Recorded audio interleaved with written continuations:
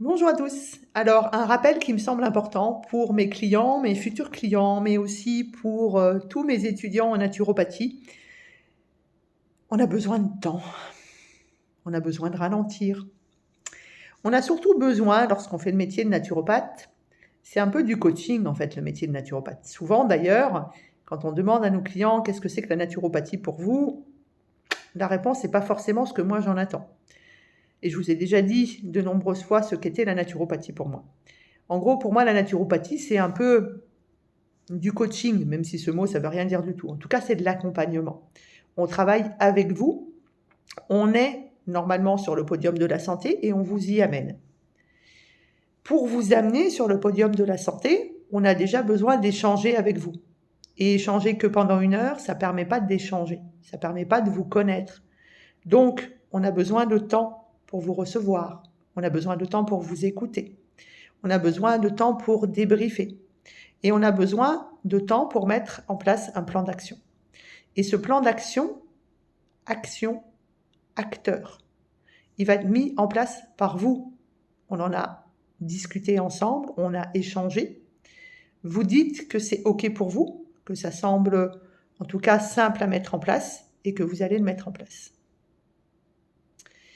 Et puis quelquefois, vous faites des retours à 15 jours, à 1 mois, à 2 mois, à 3 mois, entre les rendez-vous qu'on a décidé ensemble de mettre à un certain moment. Et dans ces retours, vous me dites, il y a ça, ça va, et ça, c'est pas top. Ça, ouais, ça c'était facile. Ça c'est le best-of quand même. Alors j'ai fait à ma sauce. Bon, j'ai décidé que j'arrêtais ouais, je vois pas trop l'intérêt, donc je fais pas. Ça j'ai fait, ouais, la première semaine, et d'ailleurs ça marchait, c'était super génial. Puis après, j'ai oublié. Et là-dessus, vous dites, le coaching de Nadège, ça marche pas, quoi. Alors en général, vous êtes 1 ou 2 par an à dire ça. C'est plutôt avec les étudiants en naturopathie que j'ai en consultation que j'ai plus de difficultés parce que justement, elles apprennent plein de choses pendant 1 an et elles font à leur sauce. Et donc du coup, on n'a pas forcément ce qu'on attend en retour parce qu'on se dit oui, alors moi j'ai appris qu'il y avait ça, donc j'ai envie de faire ça. Oh moi je veux faire une fenêtre thérapeutique. Moi j'ai envie de prendre ça en plus, etc., etc. Mais nos clients, c'est pareil. Nos clients, excusez-moi, certaines fois ils se disent bah tiens si je prenais des fleurs de bac en plus, ou si je prenais un truc pour dormir comme j'ai eu hier chez un patient qui est sous entre guillemets ISRS, c'est-à-dire inhibiteur de la recapture de la sérotonine. Il prend des plantes pour dormir la nuit qui vont à l'inverse et qui sont contre-indiquées dans son antidépresseur. En tout cas, la vie de coach n'est pas facile et la vie de coaché n'est pas facile non plus. Néanmoins, on a fait un deal. On a pris du temps ensemble. Vous avez pris du temps pour venir me rencontrer. Vous avez pris du temps pour ressentir, pour recevoir, pour acter, pour dire vos vérités, pour partager. Donc, prenez le temps ensuite pour savoir quelle est votre priorité. Vous êtes venu me voir à un moment pour quelque chose, comme vous iriez voir un coach sportif pour prendre des triceps, par exemple.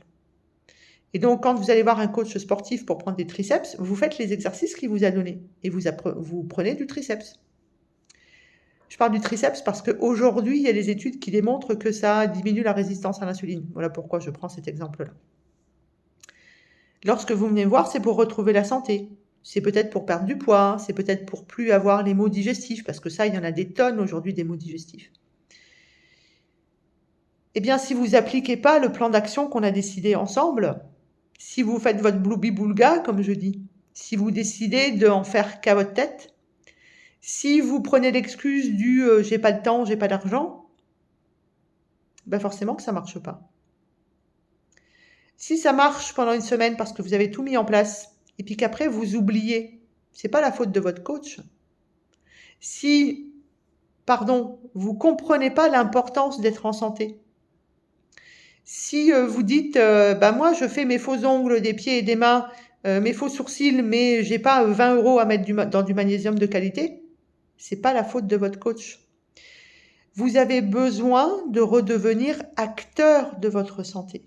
Vous avez pris l'habitude de venir faire pour combattre votre cellulite, pour ne plus être malade, pour arrêter les allergies par exemple, pour reprendre en main votre tour de taille, pour vous aider dans votre perte de poids, etc., etc. Quelles que soient les raisons, vous décidez de faire du drainage lymphatique. Et puis vous en faites de manière régulière, c'est super génial, vous êtes content, ça marche. Et puis tout à coup, vous arrêtez parce que vous repartez dans vos vieux démons. Il faut que je travaille plus pour gagner plus d'argent. Eh bien tout ça, c'est vous qui êtes acteur de votre vie. C'est pas la faute de votre coach. Vous avez fait un pacte avec votre coach. Vous avez décidé des actions ensemble. Vous avez décidé si le prochain rendez-vous était à 1 mois, à 2 mois, à 3 mois. Vous avez fait ça ensemble. On a fait un pacte.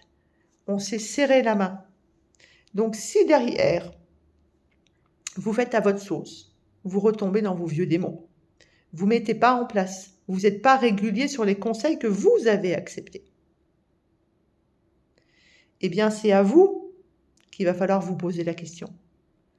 Qu'est-il important dans ma vie? Est-ce que ma santé, c'est ce qu'il y a de plus important pour moi? Je réponds à cette question. La santé, c'est ce qu'il y a de plus important pour moi. Si je n'ai pas la santé, je ne peux pas m'occuper de moi, de ma famille, de mes consultants. Je ne peux pas avoir de loisirs, je ne peux pas avoir plaisir à faire à manger, à recevoir du monde à la maison, à faire de l'activité physique, à faire de la créativité, à donner des cours, etc., etc. Ma santé est importante. Le jour où vous perdez la santé, vous vous rendez compte que finalement, tout le reste, c'est pas du tout important. Alors, lorsque vous mettez des choses en place, lorsque vous voyez que vos cheveux repoussent, lorsque vous voyez que vous êtes moins fatigué, lorsque vous voyez que vous dormez mieux, lorsque vous voyez que vos douleurs ont bien diminué, voire disparu, lorsque vous voyez que vous ballonnez moins, etc., etc., lorsque vous voyez que vous reprenez plaisir à faire de la cuisine, à aller faire votre marché le dimanche matin, à cuisiner, à faire ce qu'on appelle du batch cooking, c'est que vous allez mieux, et vous allez mieux parce que vous avez mis en place. Si vous arrêtez de mettre en place, vous retomberez. Ce qui est important aussi, et ce qui est important d'entendre, c'est que il vous a fallu un certain temps, voire un temps certain, pour être dans l'état de santé dans lequel moi je vous découvre au cabinet. Alors oui, quelquefois, il y a une baguette magique et en 1 mois, il y a plein de choses qui sont résolues. Mais la plupart du temps, on a besoin de temps. On revient à cette logistique de temps. Si vous ne faites rien pour vous, ou presque rien pour vous, si vous ne vivez pas dans le présent, si vous avez décidé que finalement l'apéro de temps en temps, c'était plus important que faire votre exercice de respiration,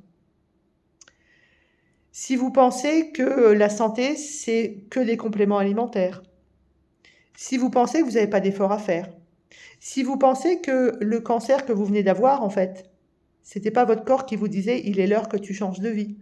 Si vous pensez que finalement, quand on est malade, un petit verre de vin ou un petit dessert, du sucre pendant qu'on a un cancer, c'est pas important, c'est votre problème. C'est pas le mien.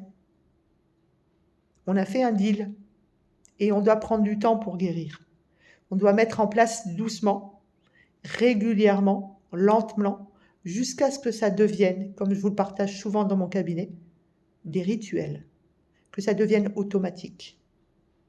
Des choses qui, 90 fois sur 100 au moins, sont gratuites, que vous faites pour vous. Et c'est parce que vous êtes régulier dedans, parce que vous comprenez que votre santé, c'est ce qui est le plus important.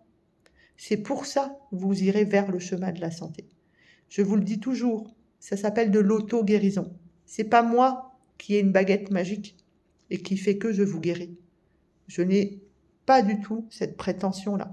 Je suis là pour vous montrer le chemin. À vous d'être acteur sur ce chemin. À vous de voir quel chemin vous mettez en place.